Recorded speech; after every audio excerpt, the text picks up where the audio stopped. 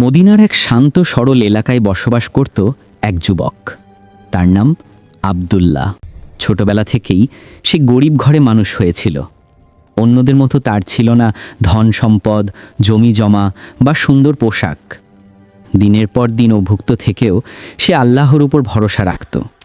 মানুষের কাছে সাহায্য চাইত না, বরং মসজিদের কোনায় বসে নামাজ পড়ত, দোয়া করত আর চোখের পানিতে আল্লাহর কাছে তার অভাবের কথা খুলে বলতো।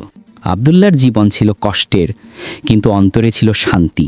সে প্রায়ই বলতো, হে আল্লাহ, আমি দুনিয়ায় কিছু না পাই, তবু যদি তোমার রহমত পাই তাহলে সেটাই আমার জন্য যথেষ্ট। একদিন বিকেলে সে নামাজ পড়ার জন্য মসজিদের দিকে রওনা হলো। হাতে ছিল সামান্য কিছু শুকনো খেজুর, যা তার সারাদিনের খাবার। খেজুরগুলো খাবার ইচ্ছা ছিল নামাজ শেষে, কিন্তু তখনও ক্ষুধায় পেট কাঁপছিল। হঠাৎই রাস্তার ধারে একটি মৃদু মিউ মিউ শব্দ শুনতে পেল।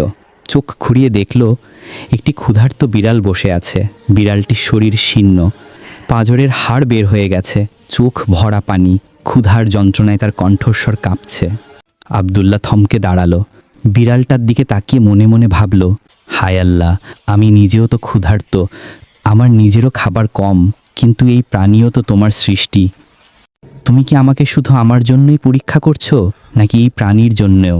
তারপর আলতো হাতে খেজুরের থলেটা খুলল, কয়েকটা খেজুর নিয়ে বিড়ালের সামনে রাখল। বিড়ালটা সাথে সাথেই ঝাঁপিয়ে পড়ে খেয়ে নিল। ক্ষুধার যন্ত্রণা নিটে যেতেই সে মৃদু স্বরে গড়গড় করতে লাগলো। তারপরে এসে আব্দুল্লাহর পায়ে মুখ ঘষল, যেন কৃতজ্ঞতা প্রকাশ করছে। আব্দুল্লাহর চোখ ভিজে গেল। তার মনে হলো এই ক্ষুদ্র কাজটি হয়তো আল্লাহর কাছে গ্রহণযোগ্য হবে। রাসূলুল্লাহ সাল্লাল্লাহু আলাইহি ওয়াসাল্লাম আমাদের শিখিয়েছেন, একজন নারী একটি বিড়ালের কারণে জাহান্নামে যাবে।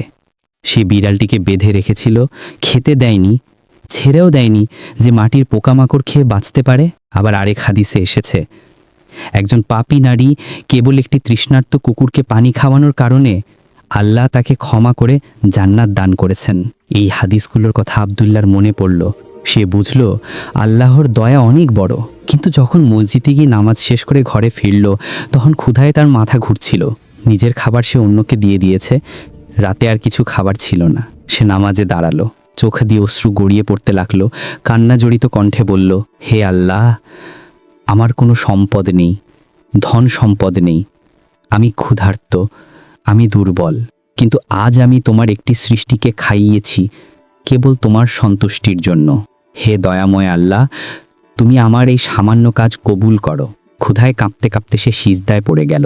অশ্রুতে ভিজে গেল তার গাল, এবং সেখানেই সে ঘুমিয়ে পড়ল। সেই রাতে আব্দুল্লাহ এক অদ্ভুত স্বপ্ন দেখল। সে দেখল এক বিশাল বাগান, যেখানে অশেষ ফল ফলাদি, সবুজ গাছপালা, স্বচ্ছ পানির ঝর্ণা, আলোয় ঝলমল করছে চারপাশ। সেখানে কোনো ক্ষুধা নেই, দুঃখ নেই। হঠাৎ সে দেখতে পেল একটি সাদা বিড়াল দৌড়ে তার দিকে আসছে। বিড়ালটি যেন মানুষের ভাষায় বলছে, আজ তুমি আমাকে খাইয়েছিলে, তাই আল্লাহ তোমাকে জান্নাতের সুসংবাদ দিয়েছেন। আব্দুল্লাহ বিস্ময়ে অভিভূত হয়ে গেল। সে অনুভব করল আল্লাহ তাকে সম্মানিত করেছেন। আল্লাহ তাআলা কোরআনে বলেন, যে একটি প্রাণীকে বাঁচালো, সে যেন সমগ্র মানব জাতিকেই বাঁচালো। ভোরে ঘুম থেকে উঠে আব্দুল্লাহ মসজিদে গেল। নামাজ শেষে সে ইমামের কাছে তার স্বপ্নের কথা বলল। ইমামের চোখে পানি এসে গেল। তিনি কাঁপা গলায় বললেন, আব্দুল্লাহ, তুমি দুনিয়ার চোখে হয়তো গরিব, তুচ্ছ মানুষ, কিন্তু আল্লাহর কাছে তুমি সম্মানিত। আল্লাহর দরবারে ক্ষুদ্রতম কাজও বিশাল হয়ে যায়, যদি হয় সেটা আল্লাহর জন্য। তোমার যে দয়া তুমি এক প্রাণীর প্রতি দেখিয়েছ, সেটাই আল্লাহর রহমত ডেকে এনেছে। আব্দুল্লাহর চোখ দিয়ে অশ্রু গড়িয়ে পড়ল।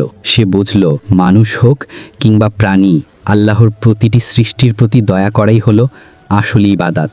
এরপর থেকে সে যখনই রাস্তায় কোনো ক্ষুধার্ত প্রাণী দেখত, কিছু না কিছু দিয়ে দিত। অনেক সময় নিজের না খেয়ে অন্যকে খাওয়াতো। তার মনে সবসময় ভেসে উঠত সেই স্বপ্নের সাদা বিড়াল আর জান্নাতের সুসংবাদ। এইভাবেই গল্পটা চলতে থাকে। আব্দুল্লাহর জীবন দারিদ্র্যে ভরা হলেও আল্লাহর দয়ার কারণে তার অন্তর ভরে থাকত শান্তি আর প্রশান্তিতে।